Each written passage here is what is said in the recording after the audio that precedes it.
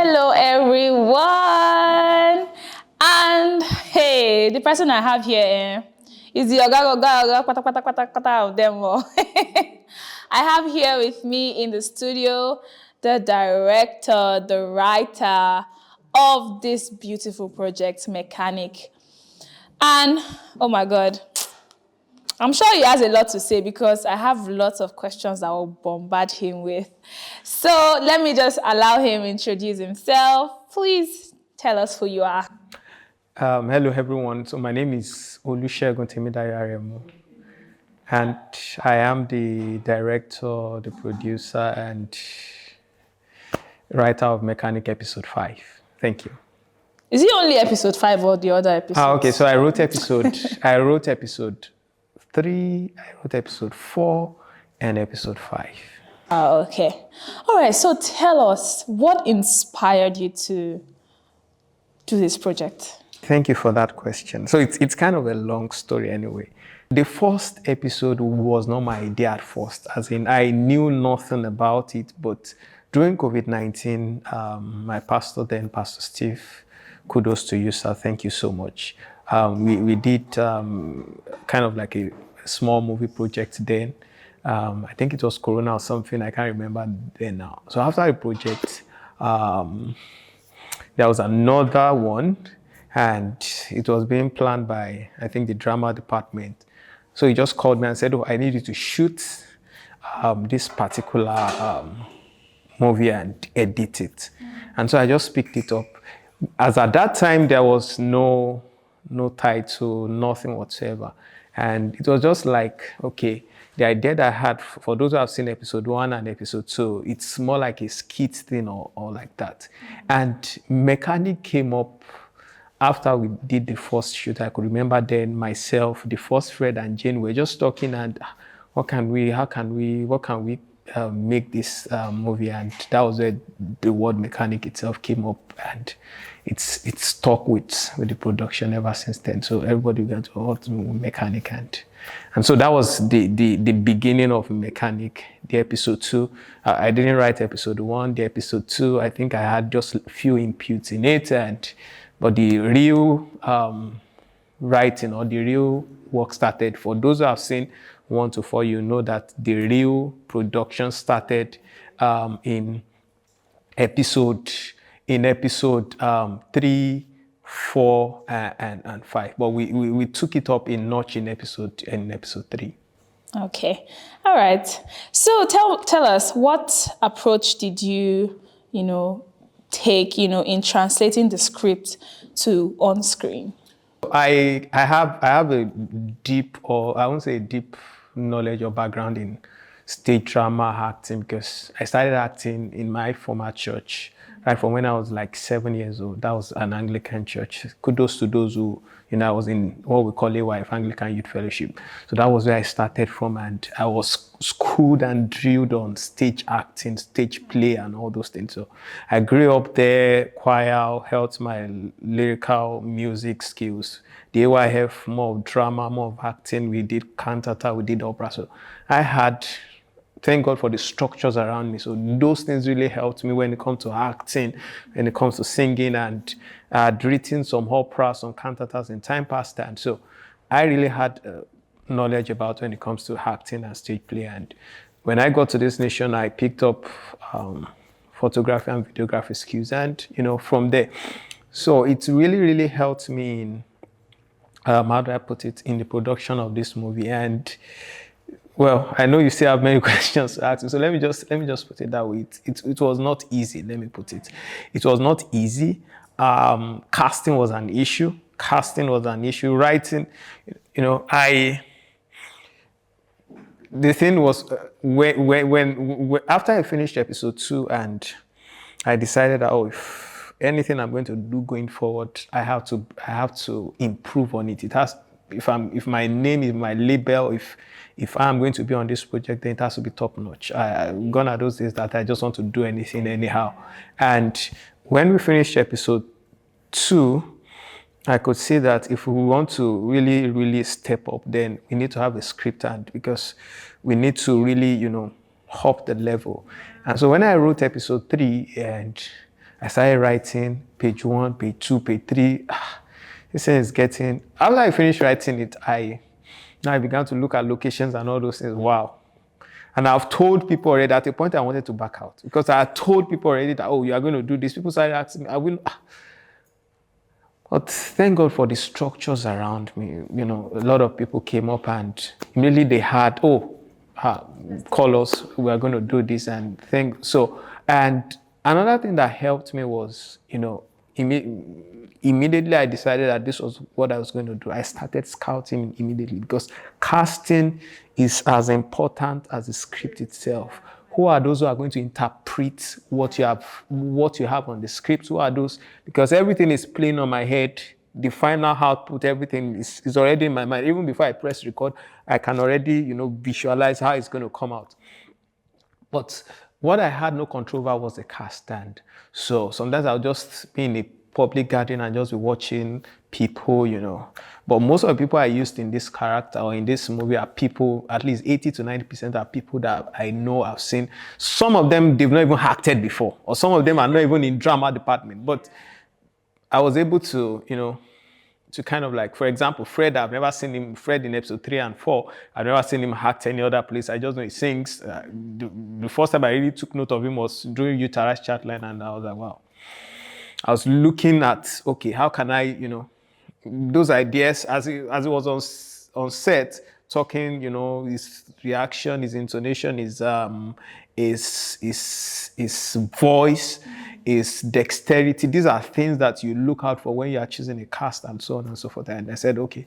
So he registered, and that has stuck with me. If I'm in a place, right now I'm thinking of my next movie project. I'm already scouting already who are going to be my cast, who are going to. So that process has started already. You understand? So that is what keeps me going and going and going and going. When I enter a place, oh, can this place be good for location and all those things? So a lot of, it's not easy anyway. I don't know if I'm having anything to ask me. I feel like you answered like one of the questions that I wanted to ask about the casting. But another one was, did you have like specific actors in mind for specific roles? Yes, I had some people that I already thank God for episode 1, that the Jane in episode 1 and was amazing. Fred had to leave in after episode 2, and the issue I had was I had a Jane who was fire. So I needed another fire on set, you know, and I took a huge, I won't say a huge gamble, a lot of faith, and it was one of the great surprise for me in the movie itself. There were so many moves that I made in episode 3 and episode 4. I was like, wow. What? You understand? You know, he killed it. He was someone that I had, you know, little interaction. I watched from afar a lot. We talked, but not that deep. Every other person, but can I entrust this huge responsibility? Because everything is hanging. I'm going to spend a lot on this production, and I don't want a situation whereby, you know, at least you did episode 5 with me. You know what goes into it before we even press the record button. The amount of cost you need to make, the logistics, you know, you have to call people, you know, it's a whole lot. It's really, really taxing, draining. You have to prepare. It's a whole lot. So I was just praying and hoping, and you know, it came out really well. So it was not easy. I won't lie to you. It wasn't. Yeah, I can imagine.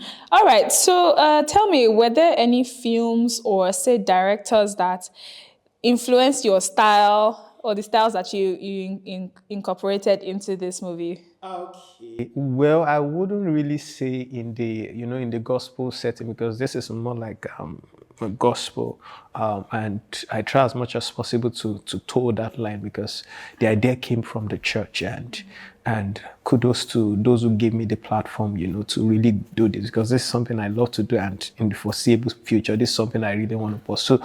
So in the secular world, I would say I have some people I look forward to. And if you check the script very well, you see that I try as much as possible to infuse our heritage, our origin, you know, some African, our culture, for those who have seen episode 3 and 4, it's deliberate because we're Africans, you can't speak English like the Americans, you can't do it better than them. You have your heritage, which is very important, which is unique to us. And that is one thing I try as much as possible, even in our costuming and everything, to depict that, yes, we're indeed African and it's our pride, and we are going global. People are beginning to take notice of us. So I tried as much as possible to incorporate more of African, indigenous Nigeria, where I came from. There will be some Yorubas there. There will be some of our, other slangs and so on and so forth. So Kole Afolayan inspires me. A lot of other, great people out there. I look towards the very best. The gospel industry in Nigeria is growing, but I look towards the best that I pick from them. And I think God is helping us. We are growing little by little. Yes. All right. So my next question is, what was your directing approach, with the actors? Well, let me put it this way.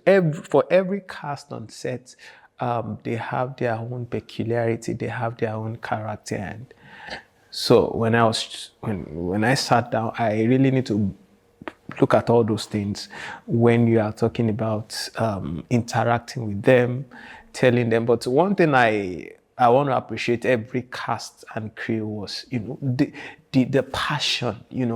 When you hear that we are ready, let's do it again and again, because I know I can be a lot demanding. Because come Perfection. on, if people are not going to see me, they're going to see you on set. Yes. So I want the best version of you out there. I want the best version of you. I cannot pay you the millions, the thousands, but at least people out there, someone somewhere may see this and said, oh, who is this person? I need this person on this project. And that is it. Nobody will remember. How many directors or how many Disney, they are going to see you. So I try as much as possible to communicate this to the cast that, okay, look, nobody's going to see me. Nobody's going to. I really know many directors in Nigeria, but we all see people in front of the camera. So I need you to do this and know that I'm coming from this position. Not that, oh, I just want to, make you do it all over and all over again. And I want to thank God for the team I had. They understood this and they were willing. Everybody came with their A game. It was fun. It was, it was fun all through. I can't wait to be on set again. Yes. I can't just wait. Same here.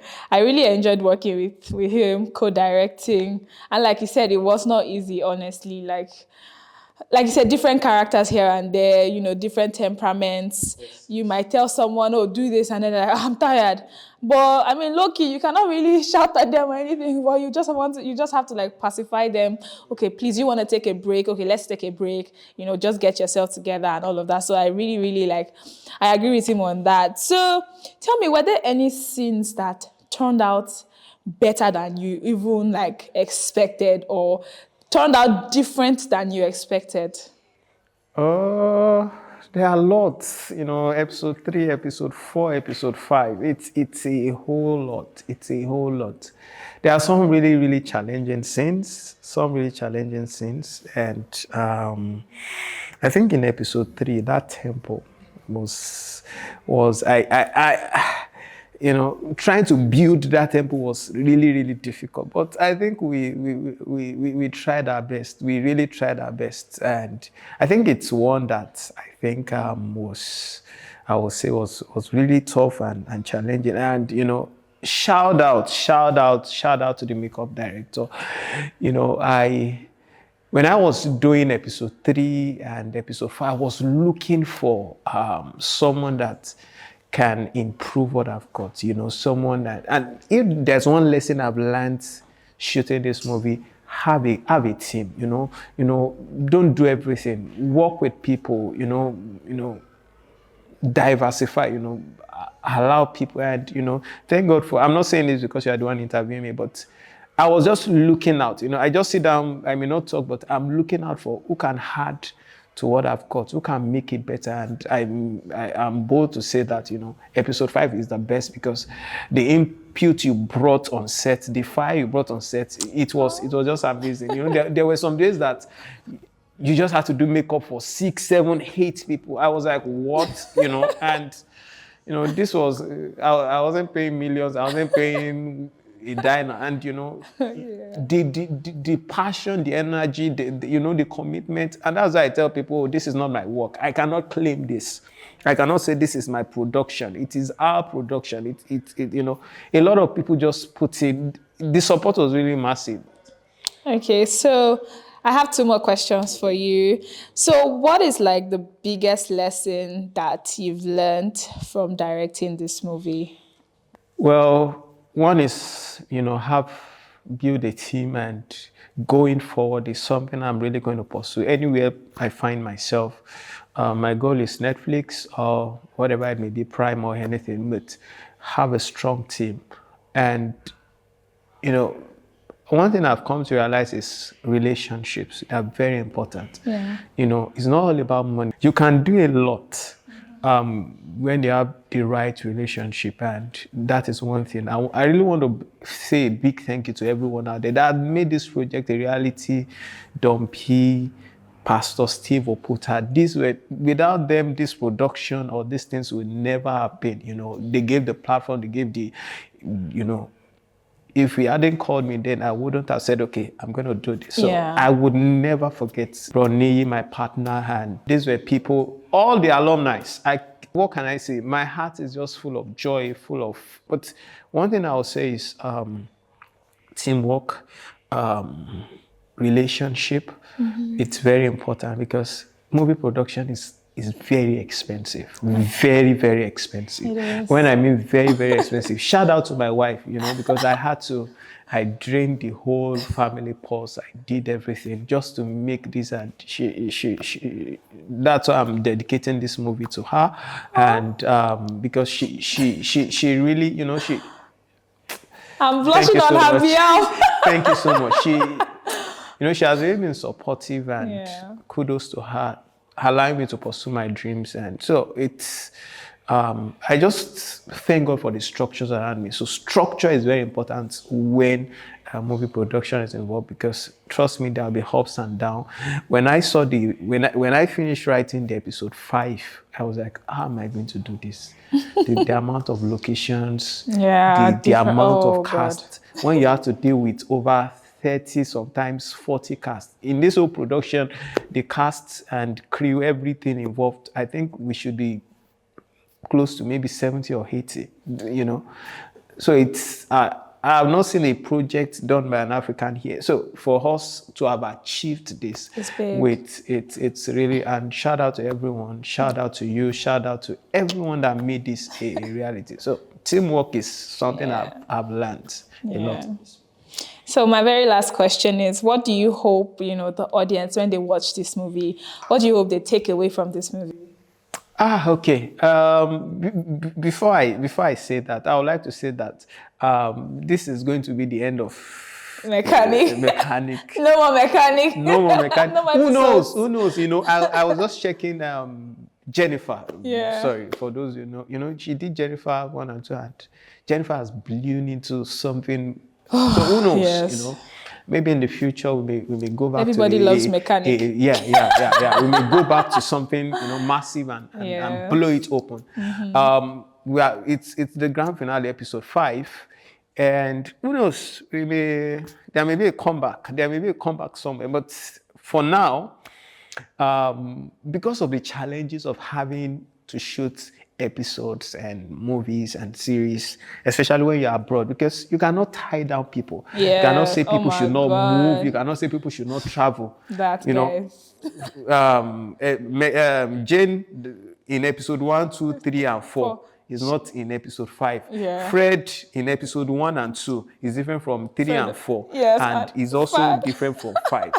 And these are main cast. But big kudos to all those who stepped up, and they really delivered. I want to thank everybody. I just don't know when you hear people say, "Oh, we are ready, we are willing," and they brought in their A game. Mechanic itself is a reflection of some of it what is applicable, especially there in Istanbul. It's really hard to find trust. It's not just Istanbul, it's everywhere. There are betrayers everywhere. even in the house of God, and we have said watch and pray, and but just watch out, okay? Yes. Just watch out, besties. A lot of My a bestie, lot my of people, bestie. my bestie. You just don't know what your bestie is plotting behind you. So there are a lot of plots, there are a lot of drama, suspense, like that and like that. Let me just drop this. This is Istanbul. Just like Kemi will Kemi say, always says, this this is is Istanbul. Istanbul. Trust no one, okay? But you can trust me. Trust Let's me see too. whether the trust. Let's see the trust in episode 5. But please, you don't want to miss this. It's going to be fun. Come and make history with us. Over 90 minutes of intense drama, suspense, and See. you are going to enjoy it. There are lots of challenges, but we were You came able out to. beautiful at the end Yeah, of the yeah, yeah, day. yeah. So thank you so much. Thank you. So guys, March 14th, 2025, red carpet, 6 p.m. And the location is MBA Hall here in Avgilar. Make your way down here. Come in your beautiful dresses. And remember, in case I think they forgot to, the best dressed is going home with a gift. You heard it from me. You heard it here first. The best dress is going home with something. And Can I be the best dressed? Go away here. The best dress cannot come from any of the cast. So if you're a cast member, you're thinking I'll give you best dress. Am I the one picking? I don't know. Whoever is picking the best dress. Anyways, no cast member is getting best dress. So, but come best dress too. You are the cast, you have to look good, represent. Okay. Thank you so much. We cannot wait to see you guys on the 14th of March. Bye.